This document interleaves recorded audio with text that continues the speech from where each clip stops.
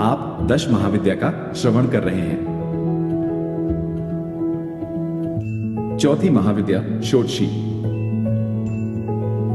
षोडशी माहेश्वरी शक्ति की सबसे मनोहर श्री विग्रह वाली सिद्ध देवी हैं। महाविद्याओं में इनका चौथा स्थान है। 16 अक्षरों के मंत्र वाली इन देवी की अंगकांति उदीयमान सूर्यमंडल की आभा की भांति है।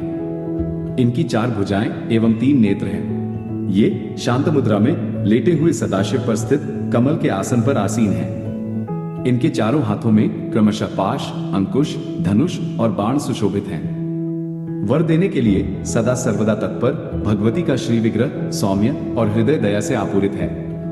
जो इनका आश्रय ग्रहण कर लेते हैं उनमें और ईश्वर में कोई भेद नहीं रह जाता है। वस्तुतः इनकी महिमा अवर्णनीय है। संसार के समस्त मंत्र तंत्र इनकी आराधना करते हैं। वेद भी इनका वर्णन करने में असमर्थ हैं।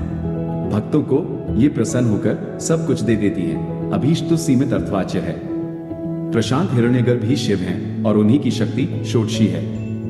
तंत्र शास्त्रों में षोडशी देवी को पंचवक्त्र अर्थात 5 मुखों वाली बताया गया है।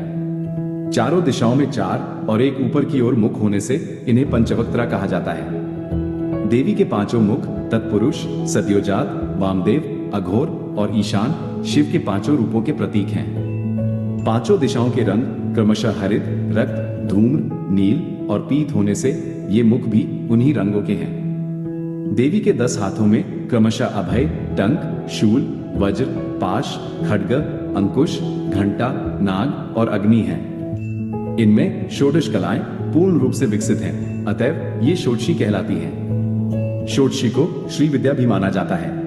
इनके ललिता, राज राजेश्वरी, महात्रिपुर सुंदरी, बाला पंचदशी आदि अनेक नाम हैं। इन्हें आद्याशक्ति माना जाता है।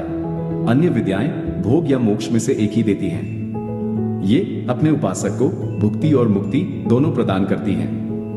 इनके स्थूल, सूक्ष्म, पर तथा तुरीय 4 रूप हैं। एक बार परांबा पार्वती जी ने भगवान शिव से पूछा, भगवान आपके द्वारा प्रकाशित तंत्र शास्त्र की साधना से जीव के आदि व्याधि, शोक, संताप, दीनताहीनता तो दूर हो जाएंगे, किंतु गर्भवास और मरण के असह्य दुख की निवृत्ति तो इससे नहीं होगी। कृपा करके इस दुख से निवृत्ति और मोक्ष पद की प्राप्ति का कोई उपाय बताइए। परम कल्याणमयी परांबा के अनुरोध पर भगवान शंकर ने षोडशी श्री विद्या साधना प्रणाली को प्रकट किया।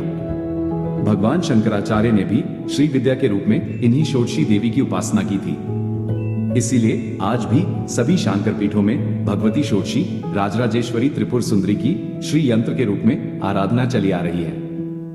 भगवान शंकराचार्य ने सौंदर्य लहरी में षोडशी श्री विद्या की स्तुति करते हुए कहा है कि अमृत के समुद्र में एक मणिका द्वीप है, जिसमें कल्पवृक्षों की बारी है, नवरत्नों के 9 परकोटे हैं। उस वन में चिंतामणि से निर्मित महल में ब्रह्ममय सिंहासन है, जिसमें पंचकृत्य के देवता ब्रह्मा, विष्णु, रुद्र और ईश्वर आसन के पाए हैं और सदाशिव फलक हैं। सदाशिव के नाभि से निर्गत कमल पर विराजमान भगवती षोडशी त्रिपुर सुंदरी का जो ध्यान करते हैं वे धन्य हैं। भगवती के प्रभाव से उन्हें भोग और मोक्ष दोनों सहज ही उपलब्ध हो जाते हैं। भैरव्यामल तथा शक्ति लहरी में इनकी उपासना का विस्तृत परिचय मिलता है। दुर्वासा इनके परमाराधक थे। इनकी उपासना श्री चक्र में होती है।